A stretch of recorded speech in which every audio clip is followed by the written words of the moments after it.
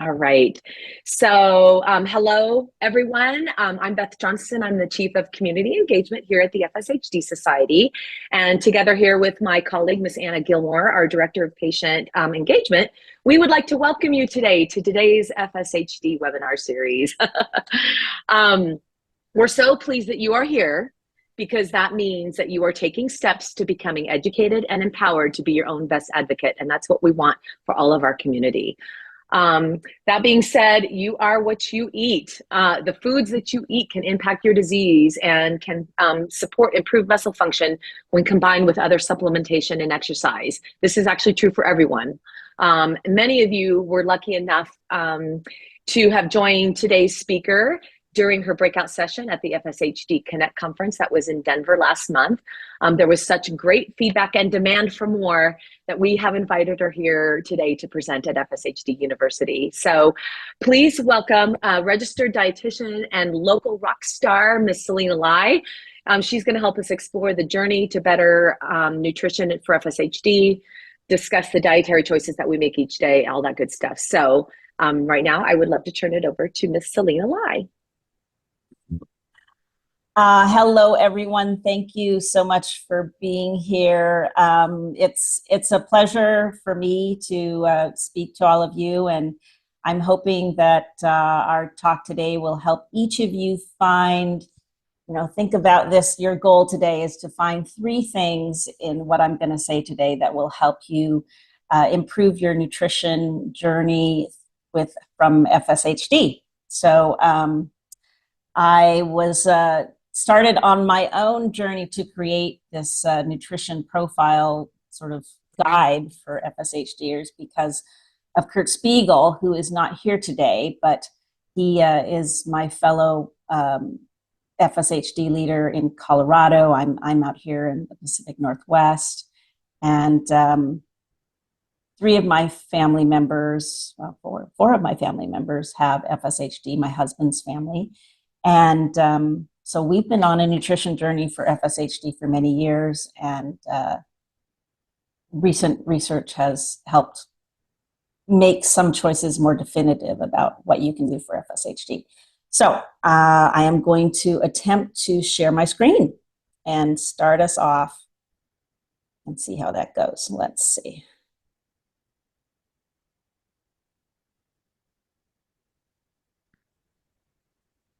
There. Looks good. Okay. Okay, so better nutrition for FSHD. That's what we're talking about today. Start there. Let's see. Today we're going to sort of try and do a practical workshop on nutrition. And we have a few FSHD patient I'm sorry, I'm a little nervous. I'm just like, I haven't done this kind of presentation before, so give me a second here. You're doing fabulous. Okay, so practical nutrition workshop for FSHD, and we're going to use some patient food records that I received from some volunteers, FSHDers, to work through a few things. So I'm going to talk for a bit, and there's going to be 2 opportunities for us to sort of have discussion. So work with me on that as we go through today's presentation. So the goals of a diet for FSHD should include these 3 principles.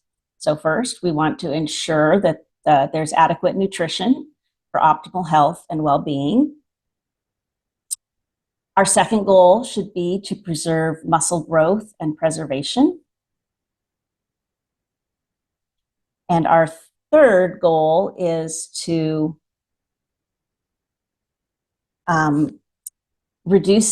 promote reduced inflammation and reactive oxygen species through diet and safe supplementation.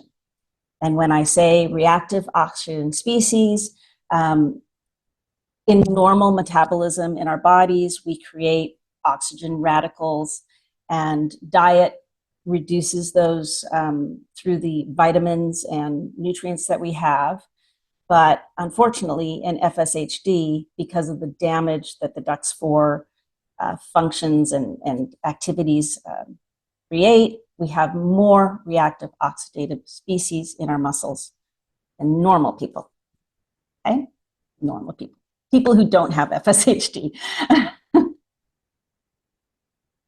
Better nutrition can make a difference for FSHD, and there are key research takeaways that we can focus on and make those things the most important things you think about. Okay. So the first one is consume at least 1.2 grams of protein per kilogram body weight daily. So keep in mind, you don't have to write everything down. Everything I'm going to tell you, you will receive as part of a follow-up to this presentation. But typically, normal adults require 0.8 grams of protein per kilogram. So this goal of a minimum of 1.2 grams is what is typical for an older person or even an athlete. So we are required about a third more protein than the average adult. Animal protein sources stimulate protein synthesis better than vegetable protein sources. And there's plenty of research to back this, and so it's important for FSHDers who need to have good protein synthesis. The FSHD disease process includes inflammation and oxidative damage at the cellular level. Thus, dietary choices to reduce inflammation and reactive oxygen species may help. Many chronic diseases that we suffer from as a society involve inflammation, and dietary choices can reduce that. And a recent study has come out that has shown that dietary supplementation with key antioxidants may help protect muscles from the oxidative damage in FSHD patients. And this is important because the study out of Montpellier, France, I think it was published last year, showed that many FSHD patients actually don't get enough calories. And so it's very hard to get enough calorie without enough food to get all the antioxidants you need. But even in spite of that low calorie intake, it still seemed that those patients who had dietary supplementation of key antioxidants had better muscle function. And this is kind of what I'm saying here, but on another side, many FSHD patients don't consume enough calories, so they have difficulty meeting daily nutrient requirements. And another part of this is simplifying meal preparation, because I know that it can be harder for people with FSHD to prepare a meal. And I'm sure many of you would agree with that as well. So we've got kind of 4 steps we're going to go over, and this first one is adequate nutrition for muscle health. So this guideline of eating 2 to 3 meals daily with 25 to 30 grams of high quality protein and 2.5 to 3 grams of leucine per meal comes from some research done in older adults and seniors. Because FSHD patients, the muscles that you have are kind of like aged muscle. And that is why this recommendation pertains to FSHD patients. And what's high quality? Well, I've got a nice picture there for us. High quality proteins from here's a list. We have our meats, our fish, our chicken. Whey protein is very high in dairy products, egg whites, anything from an animal source. But I've also included at the end there 3 vegetarian protein sources that are very high quality. Soya protein powder, quinoa, and nut butters are also fairly good quality protein sources from vegetarians, from vegetarian sources. Leucine. Maybe some of you are wondering why I'm specifying leucine. Leucine is a branched chain amino acid that is absorbed into the muscle cell and is metabolized there. The branched chain amino acids, there are 3 of them, are metabolized in the muscle cell, not in the liver. So they are utilized very quickly in the muscle cell. So leucine, having leucine, high quality leucine, which again is only from, which can be found mostly in these whey protein sources. It's important to have leucine and high quality protein in the meals. And another component of this, of having a meal, is that you need a certain amount of protein at one time to activate the protein synthesis in your skeletal muscle. So the importance of actually having meals relates to that, to actually activating the protein synthesis, the muscle synthesis in your skeletal muscle. I have here a hint. Combining animal proteins with vegetable proteins improves the bioavailability of vegetable proteins for skeletal muscle synthesis. So this is where you can use animal proteins and vegetable together. If you are mostly vegetarian or something like that, you can improve the utilization of vegetable proteins in your body by combining it with animal proteins. And some of you may be wondering, well, what is 25 to 30 grams of a high quality protein? You know, what does that mean? It's a typical portion size. We're not talking about a big portion size. You know, the palm of your hand is usually considered a 3 to 4 grams of protein. So that's your chicken, your fish, your meat, right? That's just 3 to 4 ounces of protein. So 1 egg has about 7 grams of protein. So, you know, you're thinking about eggs, and some people have combined eggs and egg whites to get a higher amount of protein. But so think in your head about all our vegetables and grains also have protein. Most grains have 3 grams of protein per half cup serving. So it's pretty easy to reach this 25 to 35 grams of high quality protein in a meal.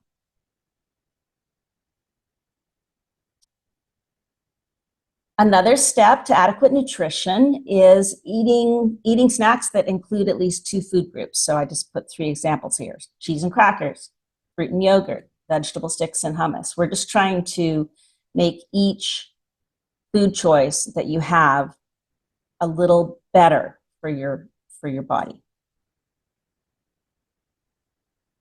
Adequately hydrate. We can't metabolize the food that we eat without adequate hydration. So carry a non-caffeinated beverage with you for sipping. And finally, take a multivitamin and mineral supplement from a reputable manufacturer. Like I said, the few studies that we have on the dietary intake of FSHD patients show that many people do not consume adequate calories. So that means less vitamin and mineral supplements. Less vitamin and minerals in the diet. So this is like an insurance policy, vitamin and mineral supplement.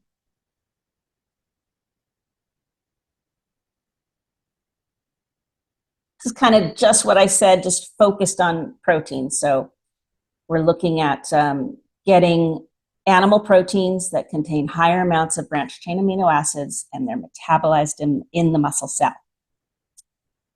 The most efficient protein utilization is from eggs and dairy. That means we can use, for muscle synthesis, for cell function, most quickly, eggs and dairy. Whey protein stimulates protein synthesis in the muscle cell,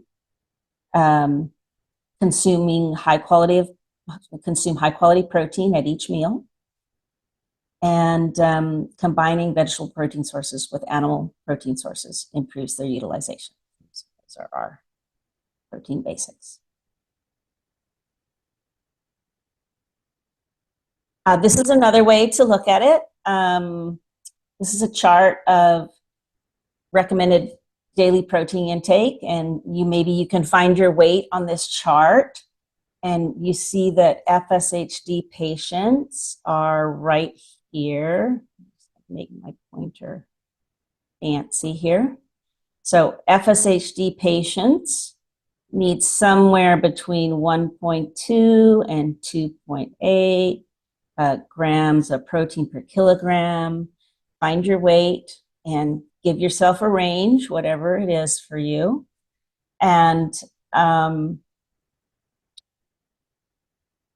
I've seen anywhere from 1.2 to 1.6 grams of protein for the sort of the minimum levels for FSHD patients. If you're doing a lot of physical activity and strength training, you may feel that you need more. And I know that there's patients out there that do more. I don't have all the answers. You have to figure out what is your sort of practically perfect diet. As I said previously, you want to make your diet practically perfect for yourself. But getting to that 1.2 grams of protein per kilogram body weight is a really good start. And I know for my husband who has FSHD, it's a challenge actually for him to reach that goal every day. So just keep that in mind, find your target, and we'll try and get to it. Okay, so this is one of my kind of stopping points, and we can answer a few questions here if there's any that have come up, Anna, that would be appropriate for this moment. Okay, so this is Fiona's food diary. And I'm going to show you, this is just one example of one of the food diaries that I received. So Fiona is an FSHD patient. She's in her 30s, and she has 3 meals: breakfast, lunch, dinner. She has snacks in the day. She has been able to, if you look, here's our protein, carbs, fat. So she has, let's look at her breakfast. Her breakfast meal has 20 plus 8. So she has 28 grams of protein at her breakfast.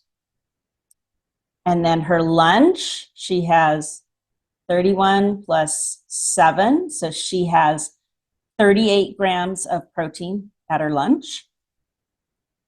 And at her dinner, she has 31 from her grilled chicken breast, 2 from her veg. So she has 35.5 grams of protein at dinner.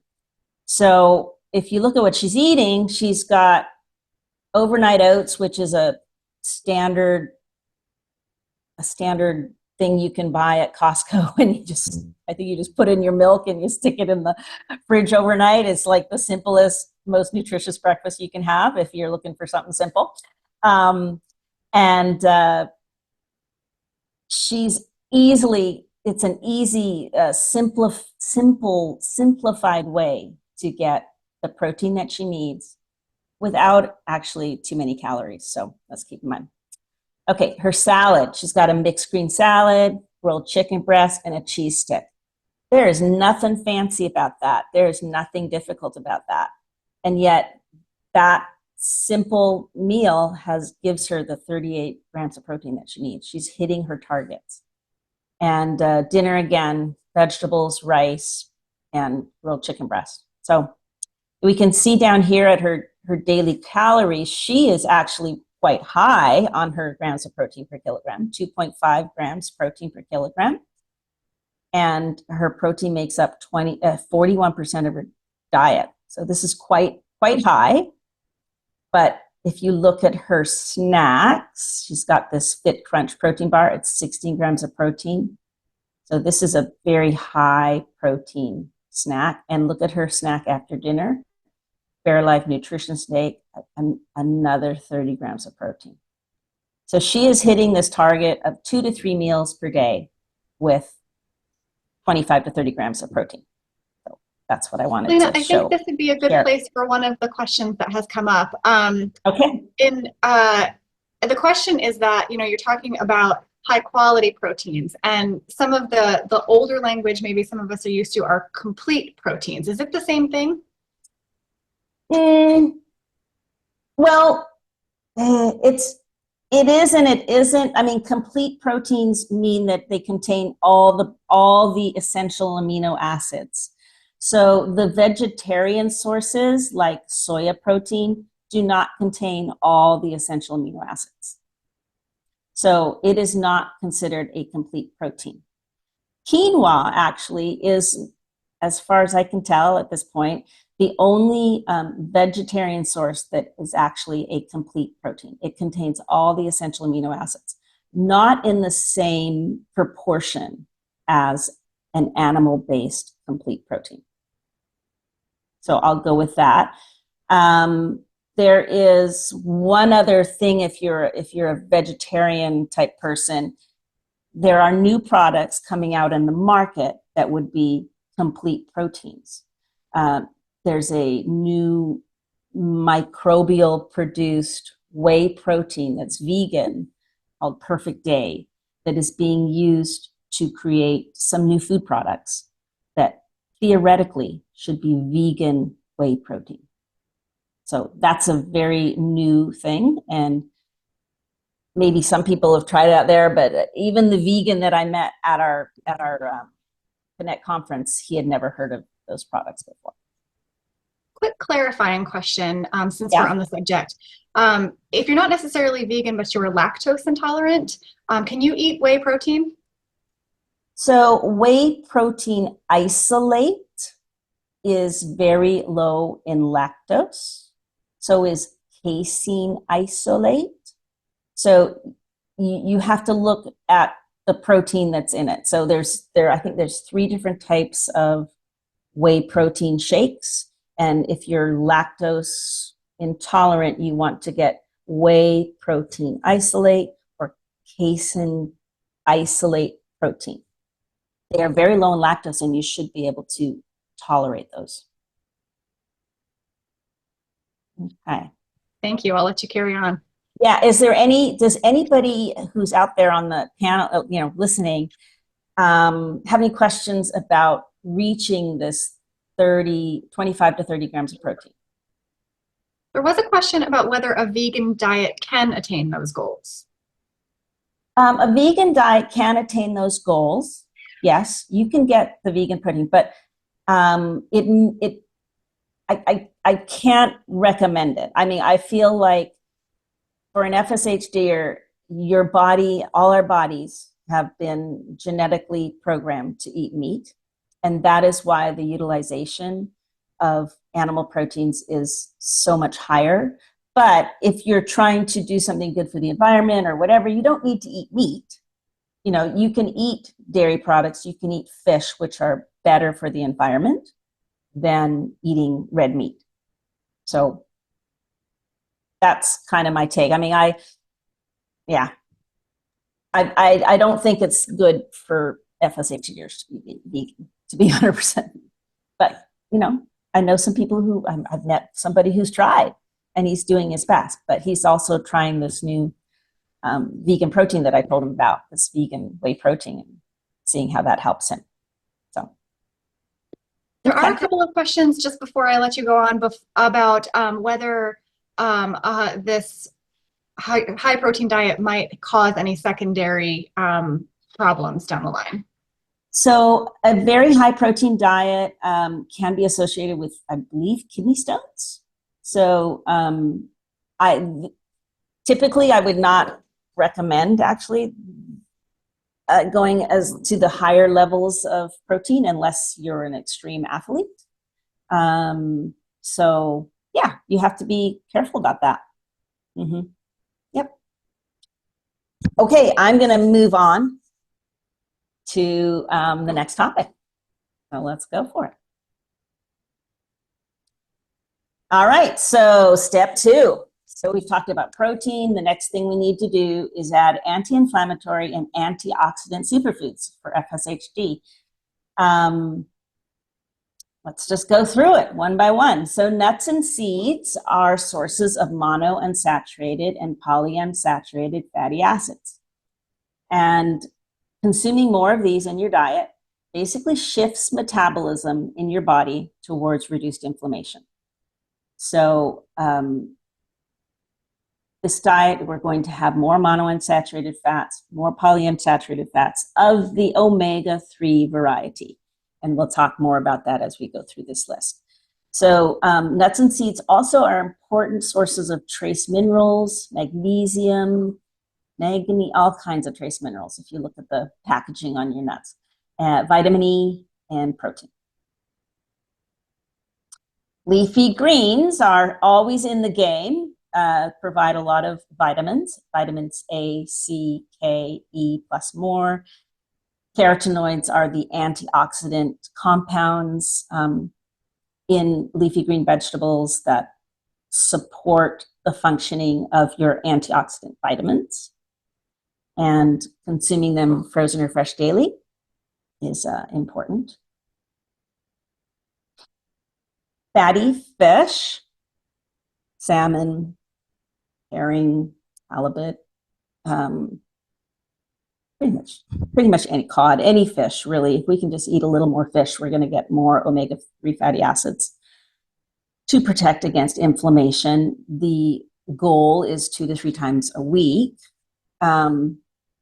You can also get additional omega-3 fatty acids from omega-3 eggs, and the chickens that produce the eggs are fed seaweed, and that's how they get omega-3 eggs. You can also eat more seaweed. Citrus and berries have very high antioxidant effects, and because of their content of polyphenols. And polyphenols are strong antioxidants that complement and add function to the antioxidant vitamins and enzymes as a defense against oxidative stress. And I'm just going to say that the flavonoids, phenolic acid, polyphenolic amides, resveratrol, curcumin, ligands, these are all examples of polyphenols, and they're all throughout the foods that we eat. The berries, you think of their bright purple color or they're red colored, that's the anthocyanins. Citrus are vitamin C and things like that. Pomegranates, rich source of polyphenols. You can consume it juice, frozen, fresh. Pomegranates contain the precursor to coenzyme Q10, which is a cofactor in mitochondrial metabolism. Dark chocolate, it's where it gets good. You can have dark chocolate every night and say it's a vitamin. Yes. Whole grains and legumes provide trace minerals, iron, fiber, and complementary protein. The trace minerals are important because they act as cofactors for the enzymes that are functioning in your muscle cells to get rid of the free radicals. Use avocado oil for high heat cooking and extra virgin olive oil for low heat cooking or cold food preparation. So this is a big thing. These oils are less processed than our typical cooking oils that we have used forever, I would say. So you'll see on my next slide, the reason for this is we are trying to avoid ultra-processed foods. So ultra-processed foods are linked to inflammation in our body. And the omega-6 fatty acids that are found in typical cooking oils promote inflammation. So we want to just take them out of our diet. Oh, I put this definition because I say polyphenol so many times in this slide that I just thought I should include the definition. I kind of forgot I put it in here. I have to offer you something interesting that I've read about recently in the realm of the anthocyanin antioxidant. So has anybody heard of purple corn powder? So you can just chat about this in the chat if you like. But purple corn powder has a very high antioxidant effect. And I actually found one study where taking purple corn powder improved the muscle function in muscular dystrophy rats. So I added that citation in my citation list because I thought it was so fascinating. So purple corn, if you're calling in from Peru, maybe you're a regular, but I thought that was pretty fascinating. So that's another it goes in this kind of area with the berries. It has very high anthocyanin in it.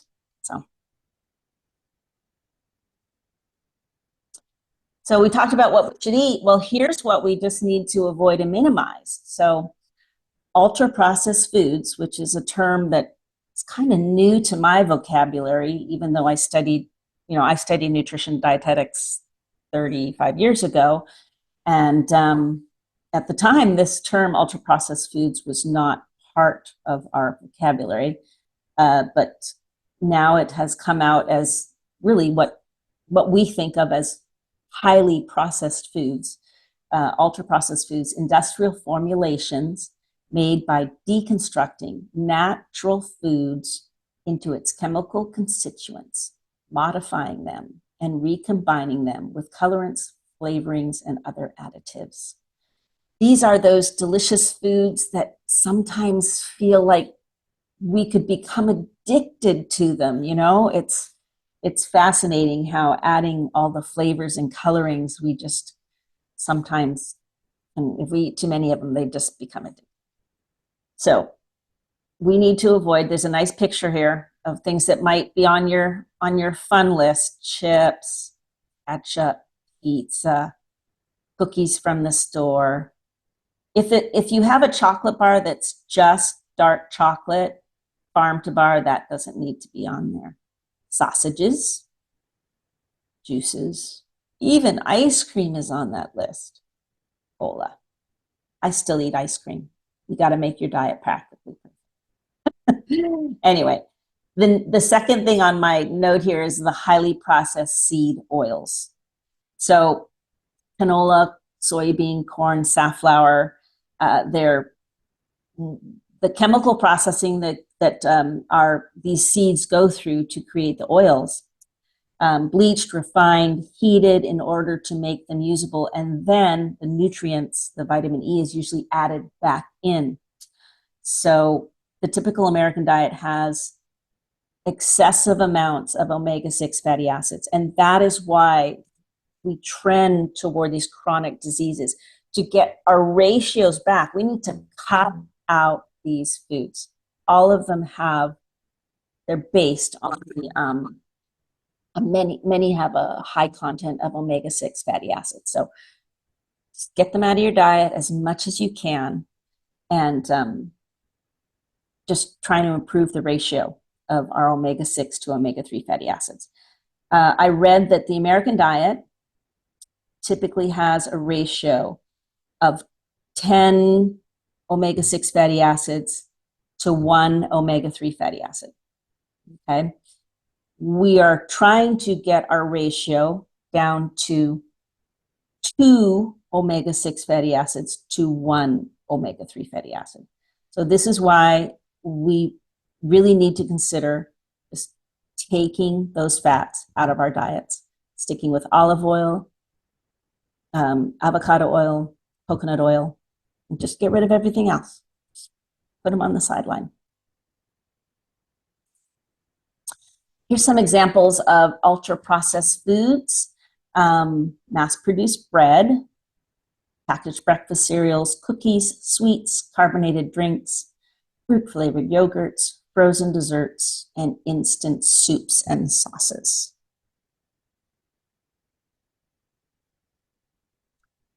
I thought I should put in a slide about gluten because I think there's a fair number of FSHDers that try to go gluten-free because they have some sensitivities to gluten.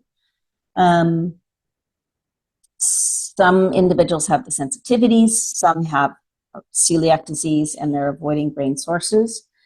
You want to get whole grains from somewhere, and there's some that are gluten-free that you can include regularly. Quinoa is on that list, brown, black, and red rice. And you may not find those in the typical grocery store, but if you go to an Asian grocery store in your area, a Korean grocery store, these are typically eaten and purchased. You can purchase these things there. Buckwheat and amaranth and corn. Does anybody have a bulk store that they frequent?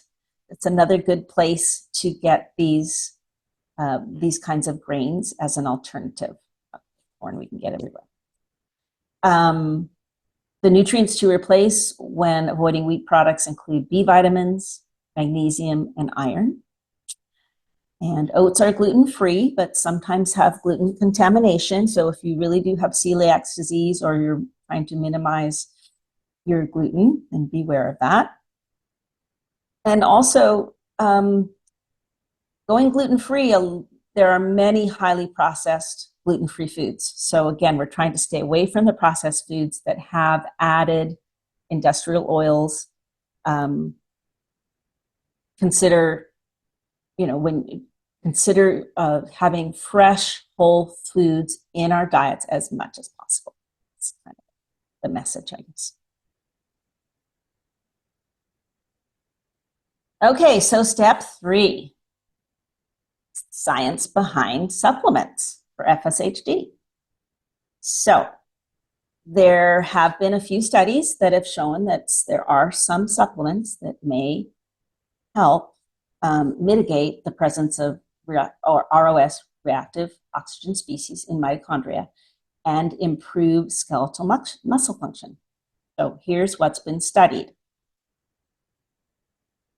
So in Montpellier, France, there have been studies a while ago, but results are really just coming out more recently, I guess. Studied vitamin C, selenium methionine, which is just a supplement of selenium that is very bioavailable, zinc gluconate, and vitamin E together as a supplement. And they found that there was some increase in the function of the quadriceps. Improved maximal voluntary contraception of both quadriceps. So patients who were given the supplementation. So that's something that what they're doing here is they're sort of providing several different antioxidant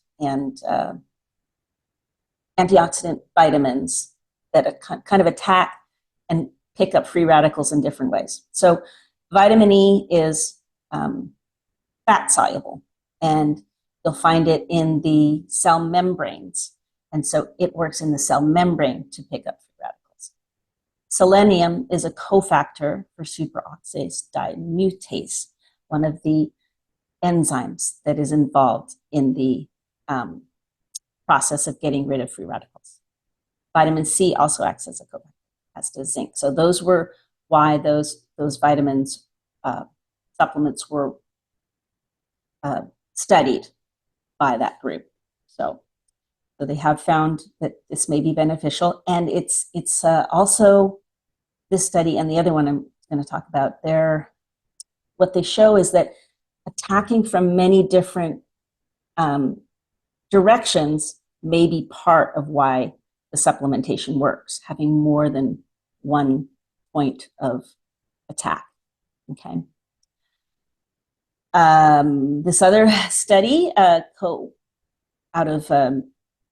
is out of McMaster's University, Mark Tarampolsky and his group up there, studied CoQ10, creatinine monohydrate. So CoQ10 is a cofactor in ATP. Creatinine monohydrate acts as a substrate for the ATP or energy cycle in the mitochondria. Alpha lipoic acid is a antioxidant that we make in our bodies. Actually, it's not, but as you get older, we make less. It can be a scavenger of free radicals, and vitamin E. So this also was studied together, and I'm just looking at my notes.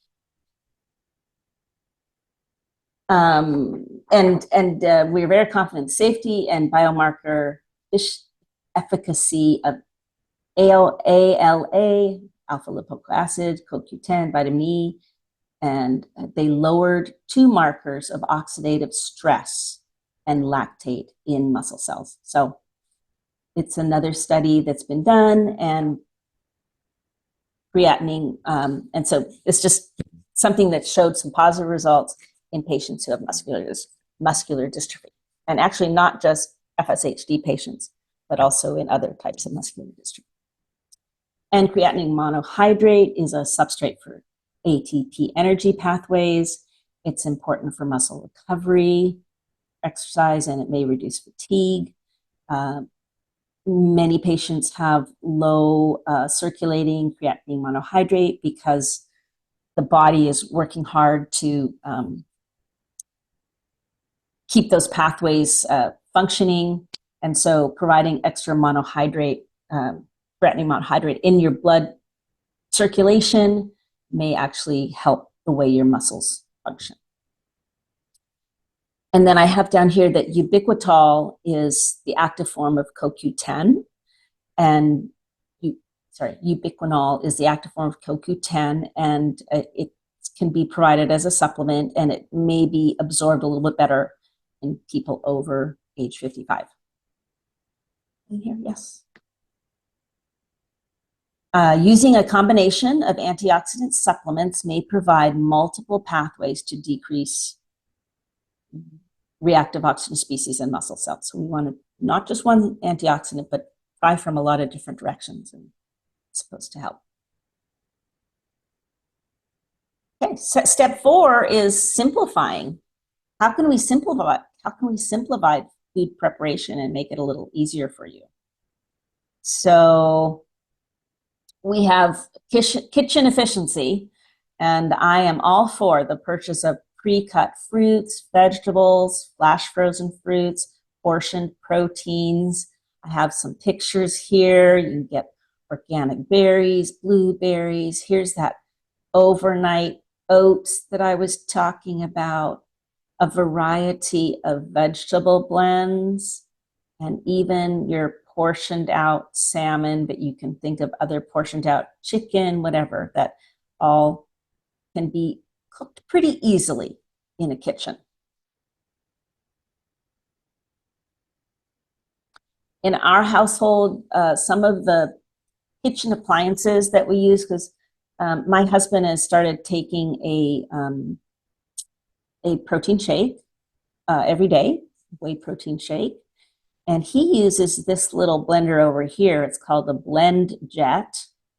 It uses a USB to charge it up, and it's so lightweight and easy for him to function, rather than having to get a blender, out of the closet, or they're heavy and they're large. And this personal blender works very well. It's just another personal blender. I think that's something that can help if you're trying to do protein shakes. Quick and easy cooking can be done in a personalized Instant Pot or rice cooker. A lot of things can be combined in there, and you hit the button and let the Instant Pot do the work. I like those. And this picture here is of an induction cooktop. It's just a single cooktop. I saw it at IKEA. It was like 60 bucks. And I thought, well, you know, if you can't reach the stove or can't stand at the stove anymore, you could put one of these on your table and do cooking quickly and efficiently, and maybe with less physical difficulty. If you use something like that, you know, if you're done with trying to cook at a top, so at an oven, I should say, so that's something that thought might be useful.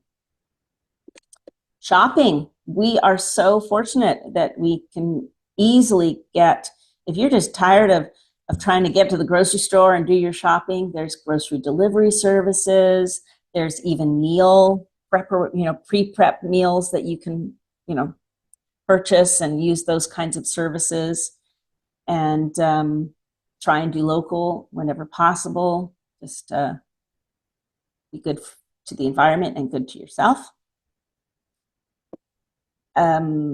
Consider finding your favorite bulk food store. It could be Costco or Sam's Club, or it could be something like Superstore or Bulk Barn.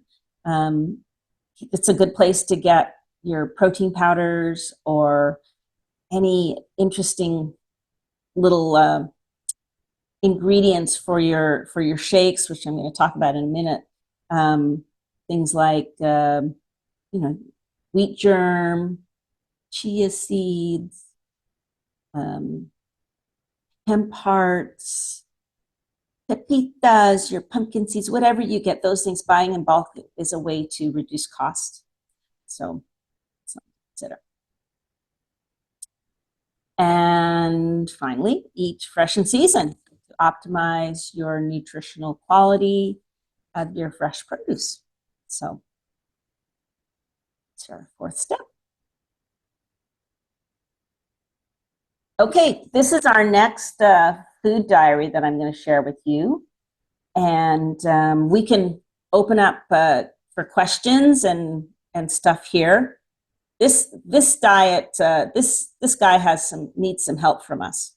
Daniel needs some help from us, so we can open to questions. So here we have 180-pound male. His dietary goal is 2,400 calories.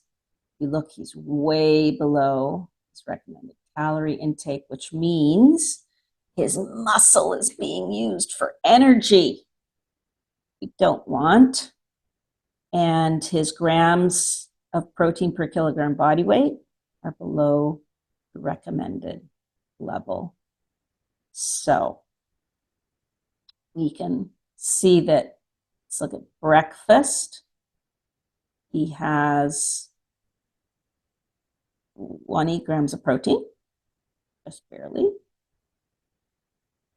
Lunch, he does have his protein intake, but then dinner, he's kind of low. So just under eating all around. Okay, so let's go ahead and open it up for questions or comments, or see how we can look at this and think about. Does anybody who's in the crowd there, do you want to add some recommendations for Daniel's food diary? Let's see what people write in the chat, and then we'll talk, and then you say it out loud, okay? Okay, Anna? All right, I've got a couple of questions on this subject, and let's sort of meander with them. Yeah, for sure. On this particular topic, I have one question from someone who was interested in losing weight. Can you recommend like a minimum calorie intake or anything around that? So I can't really do that without, talking to the person individually, or, you kind of need to,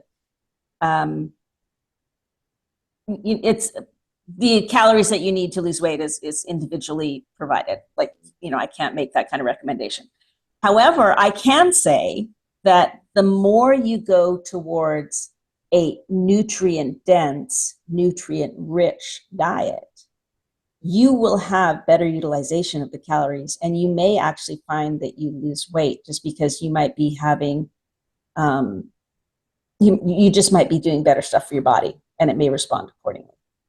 So that's something to consider. But we'll talk about people calling me through the navigator later, right, Anna? Yes, we will. We did have somebody also ask if there have been any studies on a carnivore diet. They personally recommend it. They've been on it for about a year. Have you heard anything about it? Not specifically for FSHD patients. A carnivore diet, I'm guessing it's a high protein, animal protein with probably very little gluten. Maybe more like a paleo diet that doesn't include gluten, but includes carbohydrates that are in vegetable sources. Yeah, but I haven't seen it used in FSHD patients in particular. But I mean, a carnivore diet would have a very high percentage of protein per kilogram, right? So I have to say that, like everybody has their own, you got to find your practically perfect diet. And if that's your practically perfect diet and you think it's helping your FSHD, you're certainly meeting your protein requirement. If you're minimizing ultra processed foods, then, you think of our 4 steps we've talked about. We've talked about higher protein, high quality protein, foods that are antioxidant and anti-inflammatory. And the third one is supplementation through the research, that's recommended by research. So if you're doing those 3 things within your carnivore diet, then maybe that's your practically perfect diet. So. One person asks, is the quality of the protein important? So like regular versus organic, that kind of thing. When I say high quality protein, I'm assuming that it's got the essential amino acids. And, when I say a high quality protein, it's a protein it's a complete protein that provides all the essential amino acids and can be highly utilized by our bodies. So that's what I'm referring to as far as protein quality. High quality food is always going to be better for your body. Okay, so probably, choosing organic versus, non-organic, the quality of the protein in there should be equivalent. But if you're trying to stay away from more industrial type, I don't know if additives or colorings, or if there's more environmental, theoretically less environmental pesticides, insecticide, whatever, that kind of thing is going to be in an organic food versus a non-organic food. So in that regard, I mean, that's something to consider, I suppose. And I'm a person who wants this world to be healthier in the long run too. So organic choices or choices that are found from within your 100-mile range or whatever, trying to buy local are both good choices for someone who's interested in improving the environment through your food choices. So there are a couple of questions on oils, butter versus oil, grapeseed oil for high temperature. Can you go back and talk about oils just a little bit? Well, I mean, the reason why the minimizing of processed oils is in there is because of their relationship to increased inflammation. So omega-6 fatty acids are found in most of our seed oils that we traditionally have used in processed foods and cooking. You can use avocado oil or coconut oil for high heat cooking. You can also use actually olive oil, not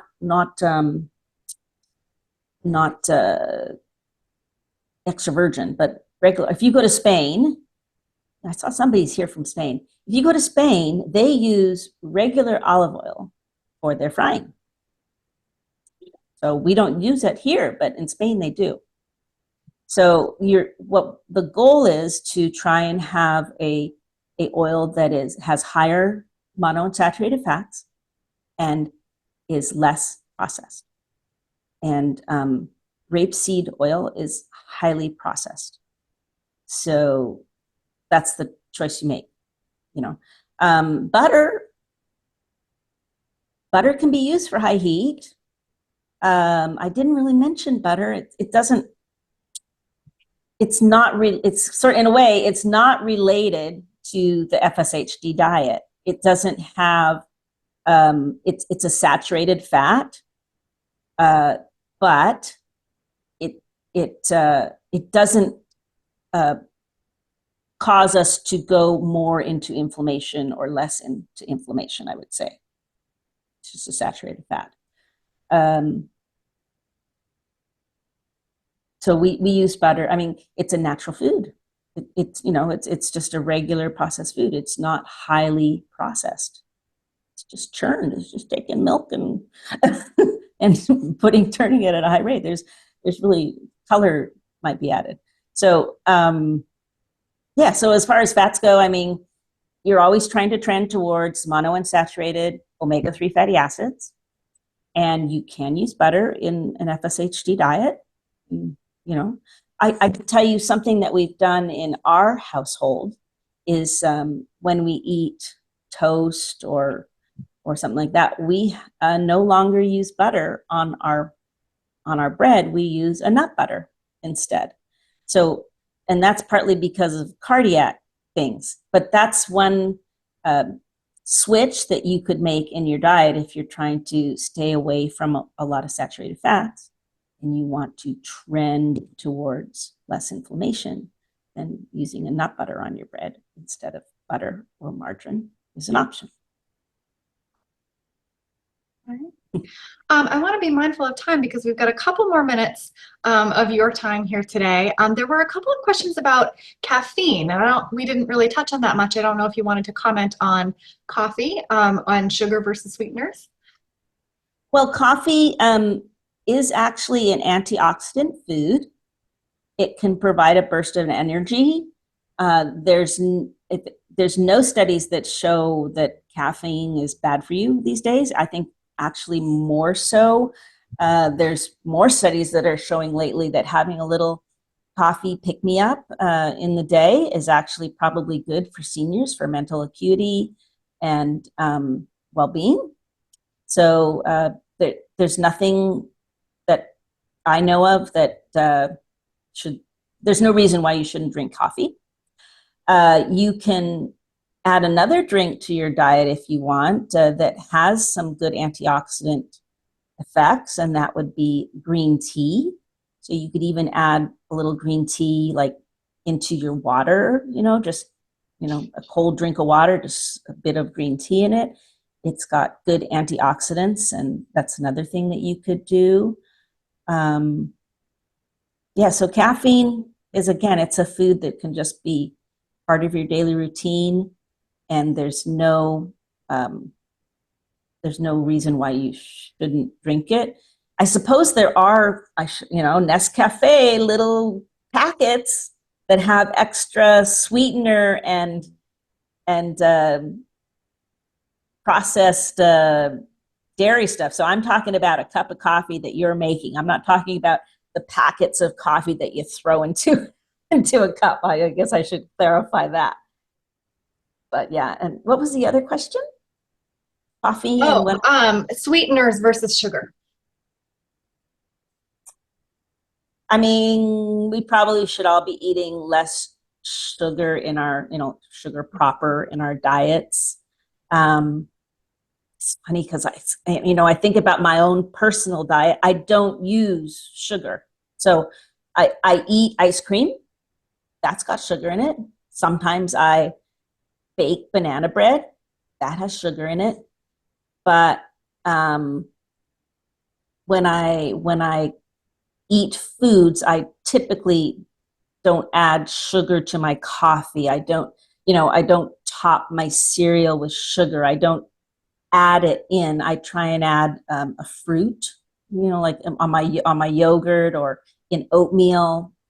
If I want some sweeten it, I try and add one of those berries or something. I try and add something like that to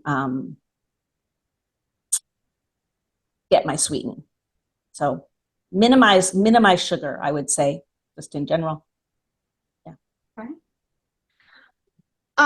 I do want to be respectful of the time. It is your hour. If you wanted to answer a few more questions, certainly I there can are answer a few more questions, and I'm going to go to my next slide just because Anna, that I created a grocery list for FSHD, and everybody who has come to this will get a copy of this. But that's what my next slide is. I wanted to share with people. So I have this 2-page grocery list for FSHD, and it lists food items and then some of the simple preparation choices that you might be able to find useful. And then on the far side is the nutrient or supplement specifically associated with this food. So it gives you a chance to educate yourself a little bit. And if you are, I always say, you're going to eat what's in your house. So if you are a person who uses a grocery service to buy your foods, or you go to the grocery store, if you take this list, there's 2 pages, to the grocery store and put these things in your house, you're going to eat them. And you will make a big improvement to your diet. Now, you may pat yourself on the back if you're doing all this stuff.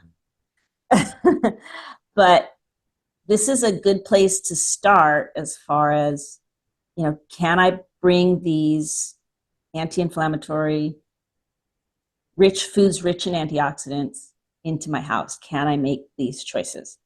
And these 2 pages that you will receive are a good start to getting foods into your diet that will help you go in this direction. So. Okay, I can ask more questions. Okay, we've got a few questions here about wine or a cocktail. Do you want to comment on that? Well, wine is high in resveratrol, which is a antioxidant. So the recommended amounts of wine, I think these days, is still no more than 2 glasses a day. And it would probably be 1 cocktail, so alcohol content. So again, you can make a cocktail and it can have very high antioxidants. You can put your pomegranate juice, your cranberry juice, you can make it acidic, which will improve the absorption and digestion of those drinks. So I'm not saying that it's for everybody, but there's no counter reason why you can't have a drink as for FSHD. So, yeah.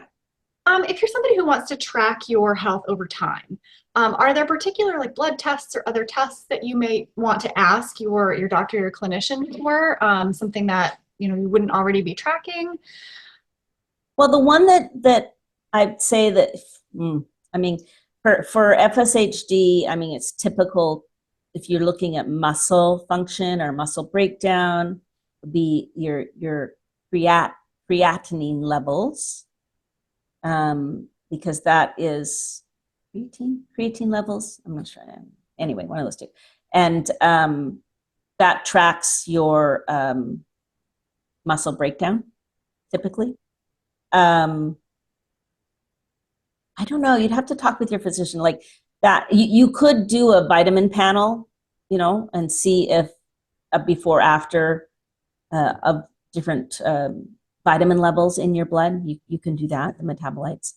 I don't, I don't do that kind of stuff, but you can ask. I know that some people do that and to track.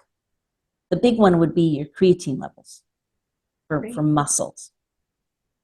And there are a couple of questions here about like getting too much of things. So particularly for men, is it possible to get too much vitamin E? And similarly, is it possible that Vitamin too E much protein is not considered a toxic. If you're taking 400 units a day, and that's not considered something that could cause a reaction, like a excessive. It's not excessive. 400 milligrams a day is not excessive. The recommendations that are made with these studies. Yeah. Fat soluble vitamins you can take excessive amounts of them. So that's something to consider. And the other one is vitamin C, because vitamin C can be an antioxidant, but it can also be pro-oxidative. So you don't want to overtake vitamin C. The recommendation of the study that was done is 500 milligrams a day. So there's a few studies that shown that vitamin C can act as an oxidator as well as an antioxidant. So you got to be careful about that one. We hear a lot of recommendations for the Mediterranean diet, sort of in general. Is that the same for FSHD folks? Yeah, Mediterranean diet is very high anti-inflammatory. I would say it's lower in total protein than what I've recommended here. But it's a very healthy option. But I have a feeling because it's much more plant-based, you might find that, you see there's a guy, we're trying to get more high quality animal protein in this particular FSHD guideline, and the Mediterranean diet, I think it has less protein content than this diet. But I don't, I just want to say I don't have all the answers. This is what, through my research, and you'll see I've provided a list of 24 or 5 different articles that I used to come up with this in my list of citations. And but I mean, the Mediterranean diet is a very healthy diet that supports reduced cardiac symptoms and chronic disease in that regard. But I believe it has a less protein content than this FSHD guide. I'll ask you one final question because I just think it's such a clever question. Okay. There are specific foods that might appear healthy, but are sneaky and contain inflammatory properties. For example, this person was told to avoid cashews and tomatoes. Are there any foods you can think of like that? Wow, I would not avoid cashews and tomatoes. Tomatoes, maybe a nightshade plant. If you've got arthritis, sometimes they say reduce the nightshade plants, and tomatoes and eggplant would be in that category. Cashews are really high in vitamin E, and they're on my list here. Yeah, I don't know. But so the things that really always, I think, get people by surprise are things that are processed that you think are good. So your nutrition bars, for example, or granola bars, that type of thing is higher in sugar. The oils that are used in those are the highly processed oils. I watched a very interesting presentation on ultra processed foods, and somebody said that the gentleman who was presenting said ultra processed foods like granola bars, they take the cheapest ingredients and combine them and make them into new things. So the extras that they have, you know, when they're making, let's say when they're making oatmeal and there's little scraps that are left in the processing plant, well, they probably take those and they need to do something with that. So let's put it into a bar. And then there's little bits of starch that we can use to make a new food. Oh, you know, let's add some colors to it. Let's add this or that. So you want to try and get foods that have whole ingredients and less processed foods. I think those are the types of things that we always think of as healthy, like our beloved Fruit Loops. You know, they're not really that healthy. They're just made with, you know, cheap processed starch, and vitamins are thrown in to make it acceptable. Vitamins, colors, and flavorings are thrown in to make it acceptable. And just, you know, eat whole foods as best you can is a real good mantra. Well, there are so many questions that we didn't have time to get to. How can people follow up with you to ask questions if they want to? So there's two things that people can do. Anna is in charge of the Navigator program, and I have volunteered to be a navigator for the Navigator program. And I've had a couple of people come through and we've talked about nutrition because that's what my background is. So I don't have all the answers, but I'm happy to meet with people through the Navigator program. And so I think it's navigator@fshdsociety.org, right, Anna? Is that correct? That's exactly right. I'm going to pull up the page and put it in the chat right now. Okay. And I'm also the chapter leader for the Pacific Northwest chapter. So you're also welcome to contact me at Pacific Northwest, what is it called? PNW chapter at FSHDsociety.org. I'm just putting that in the chat as well, so people can grab it. So those are the two places you can contact me. I'll do my best to answer the questions. Again, I don't have all the answers, and you know, FSHDers do a lot of creative and interesting things to get through, you know, and make their practically perfect diet. And if I can help you get there, if you found a few things that you can do to help yourselves, I hope this has been beneficial. Very, I got hearts. I got hearts. Woo! I love those little reactions. Everyone, oh, that's fun. Oh, claps. Give Selina some love. Give her some love. Thank you, everyone. Well, thank you so much, Selina. We appreciate all of this super helpful and important information, right? And for answering all of our crazy, wonderful questions. Thank you, everyone, for participating and asking these questions. Please, one more time, I'll just let everyone know this is being recorded and it will be available on our YouTube channel once it's been processed. All the slides and reference materials that Selina went through today, we put links in the chat, but they're also available on our website. And you know, just reach out to one of us and we can direct you to the PDFs that are on our website as well. But just review the chat. You can see all the links that are in the chat here. Thank you everyone for attending today. Our next FSHD University webinar is actually scheduled for August the 29th, where our very own Amanda Hill will be talking about and giving a demo on the much anticipated Better Life FSHD Health Platform. Some people were asking questions today, what health platform do you use? Well, we are actually creating a resource for you, and that will be demoed at the next webinar. So be sure to visit the website events calendar for all of the upcoming chapter, wellness, educational events. And again, thank you for joining us today, and we will see you next time. Selina, thank you so much. We appreciate you. Thank you very much. Take care. Goodbye, everyone. Bye.